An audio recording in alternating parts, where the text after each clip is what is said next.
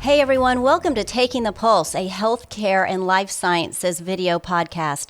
I am Heather Hoops Matthews with NP Strategy, here in the studio today with Nexon Pruitt healthcare lawyer Matthew Roberts. Matthew, good to be with you. Good to see you.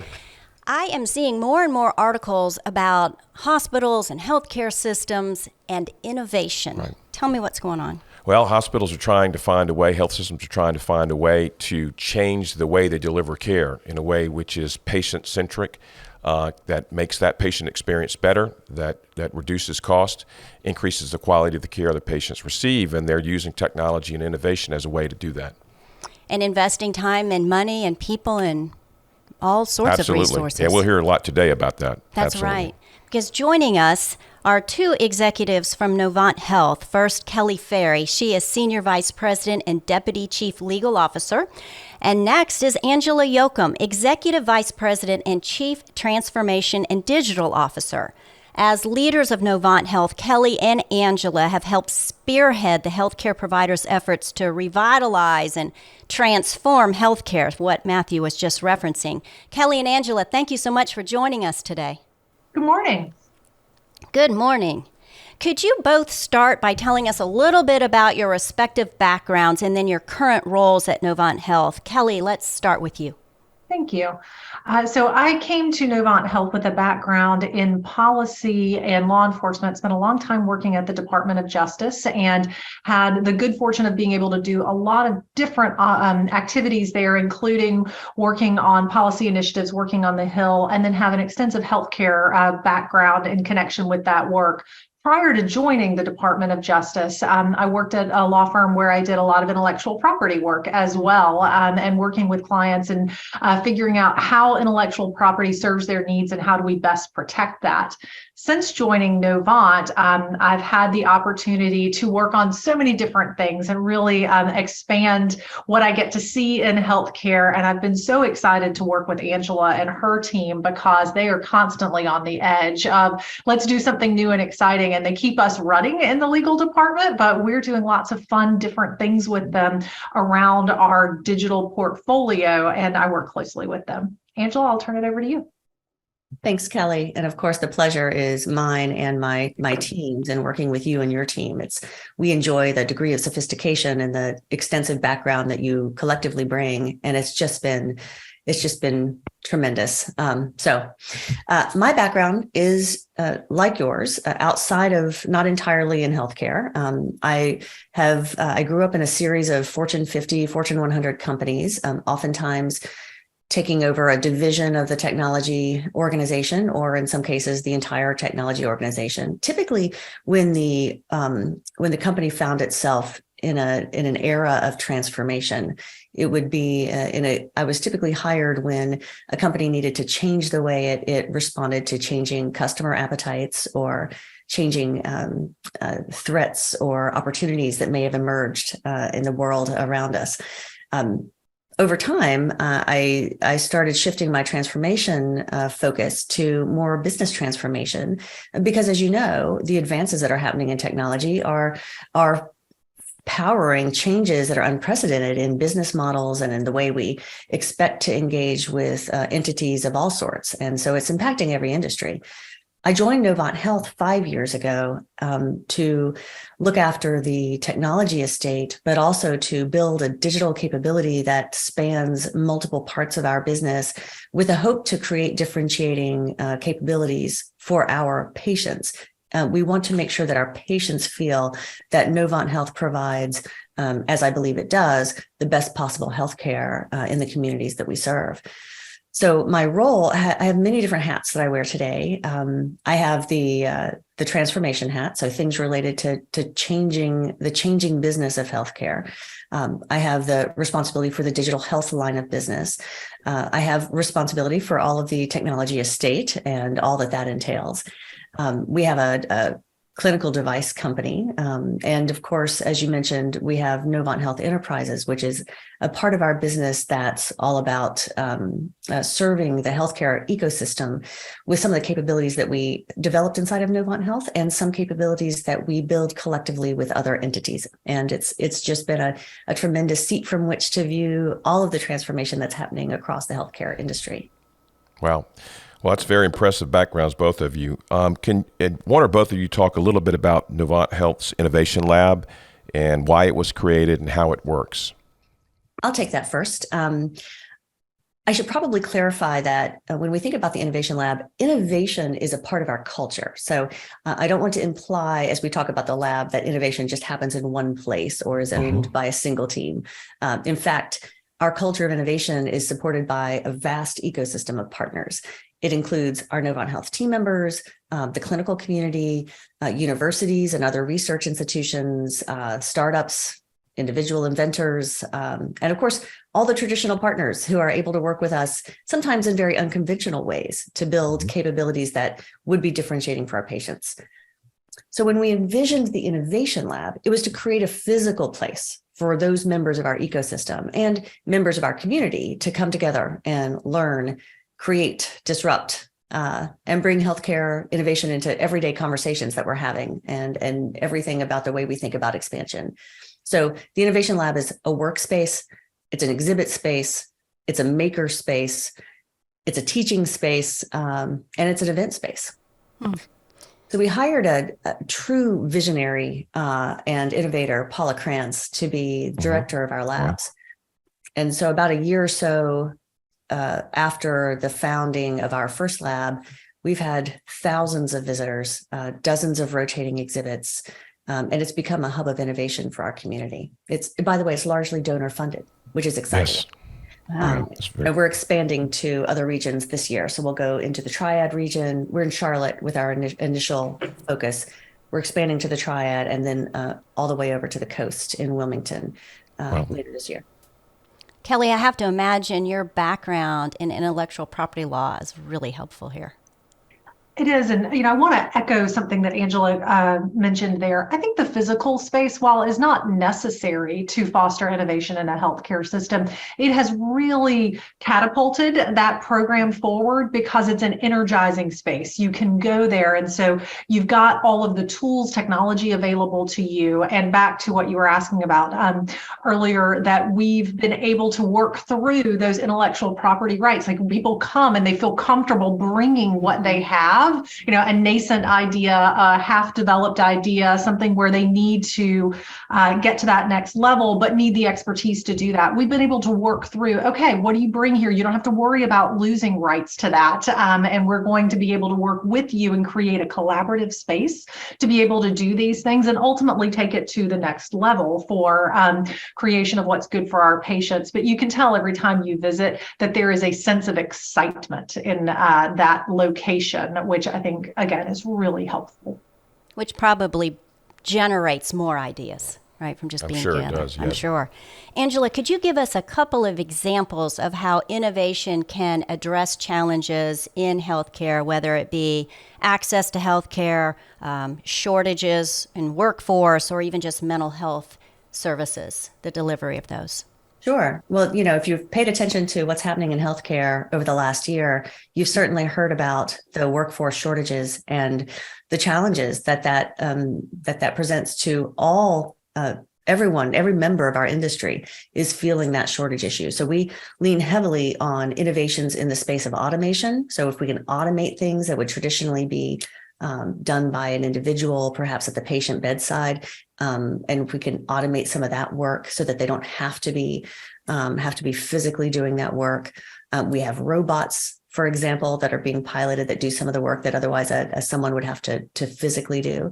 And we also think about virtualization. So if we can virtualize some of the capabilities that don't need to be physically next to the patient, but could be remote and provided remotely so that the people next to the patient are focused on only the things that have to happen right there. And then everything else would be virtual.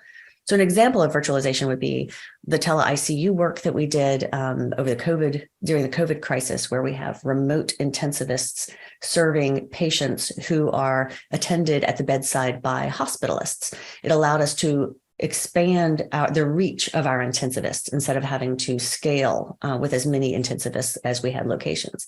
Another example of virtualization that we're working on now is virtual nursing. Everyone knows about the nursing shortage.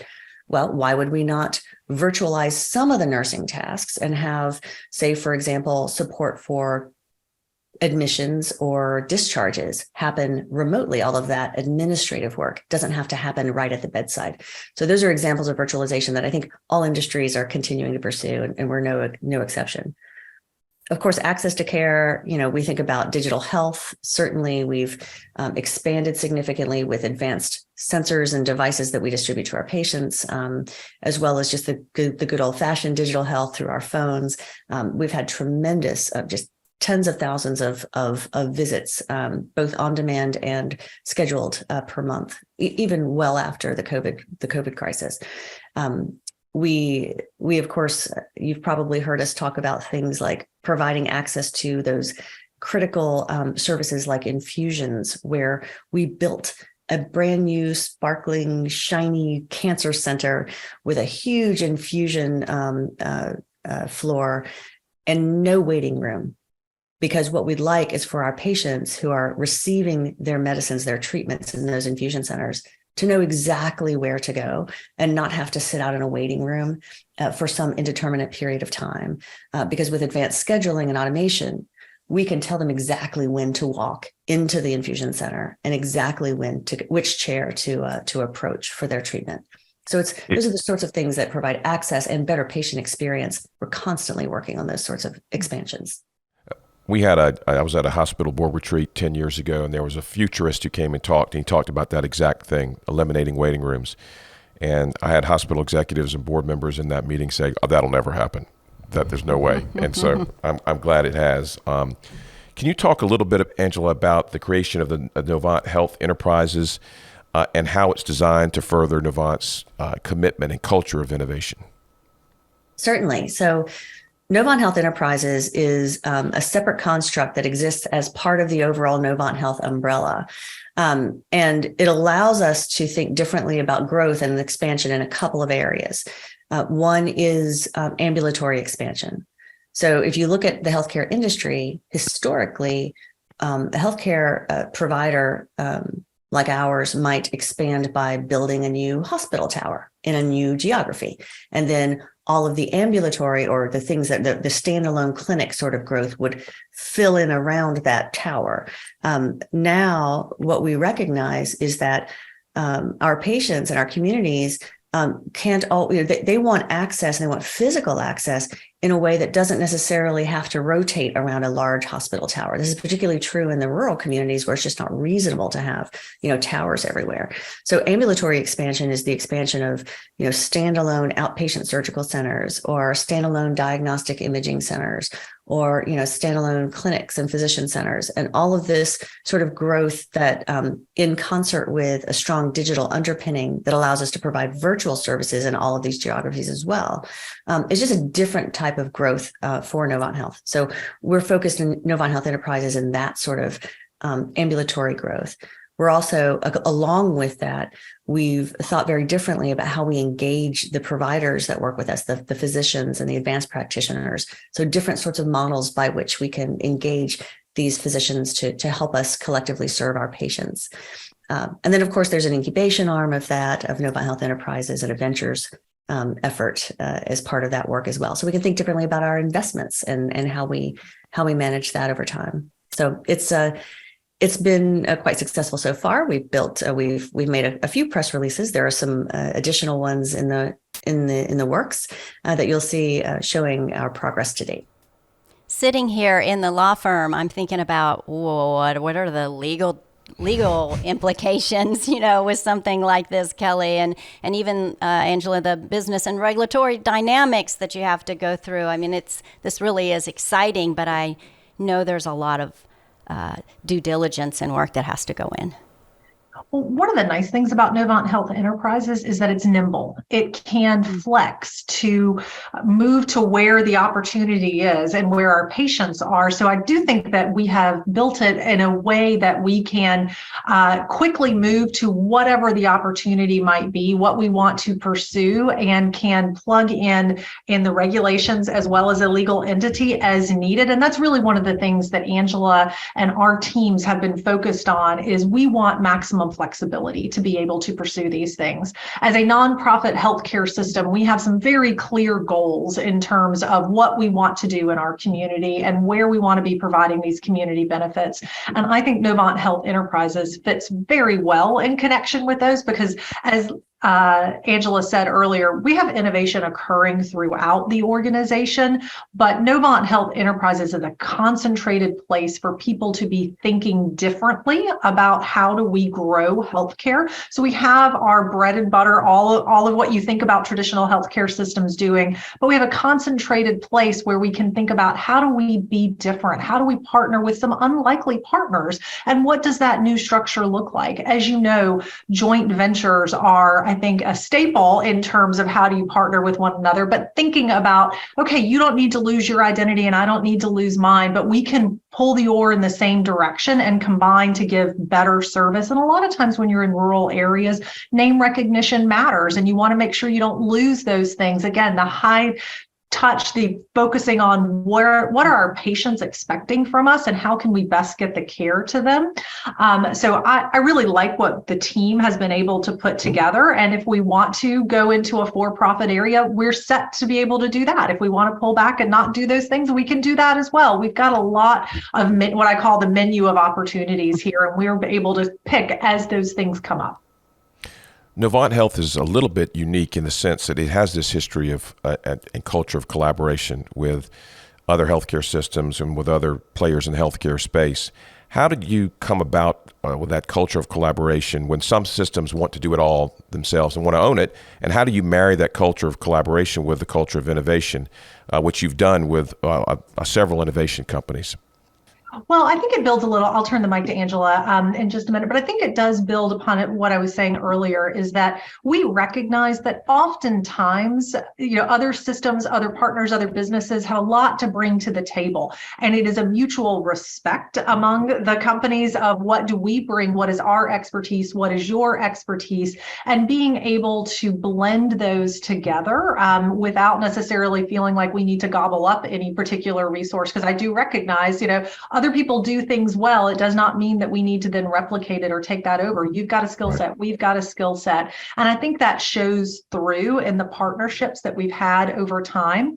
But as Angela was saying earlier, we look at tools as well. So we're the healthcare providers, but we've got partnerships where they bring the tools to make our jobs easier and better. And having that broad pool of resources significantly expands what we can do. I'll echo some of that and add a couple of examples. We talked about the infusion center with no waiting room. There's a great example of a one could say a traditional vendor, Leantas. So there's nothing traditional about them. They're actually quite innovative, but they have engaged with us to co-create certain types of solutions as well. So it's not just about buying something off the shelf or building something from scratch. It's oftentimes about finding a partner with whom we can co-create a solution that's just not commercially available elsewhere. And again, Kelli mentioned that the sorts of partnerships that we build, it's not just with, competitors where we, have a co-opetition model. It's not just with members of the innovation ecosystem where, we partner with someone to build something that's just not commercially available elsewhere. It's also other members of the community, businesses across the community. They're in completely different industries that can work with us to meet a need. A great example of this is, we have a large presence in the Charlotte, North Carolina market. And one of the things Charlotte, North Carolina is known for is NASCAR.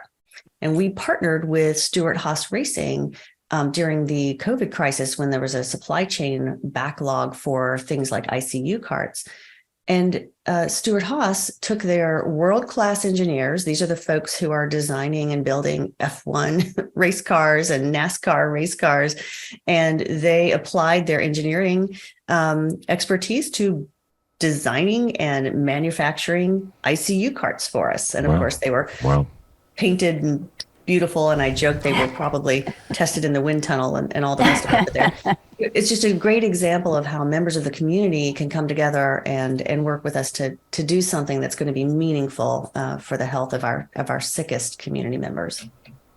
This is terribly interesting to me as a layperson, Matthew, and I regret our time has just totally flown by. I feel like we've just barely gotten into we haven't even touched with AI, so we're going to have to, I think, ask you guys to come back for round 2 if you don't mind, because I know at the end of the day what you're doing, though it's way above my pay grade, will help me be healthier.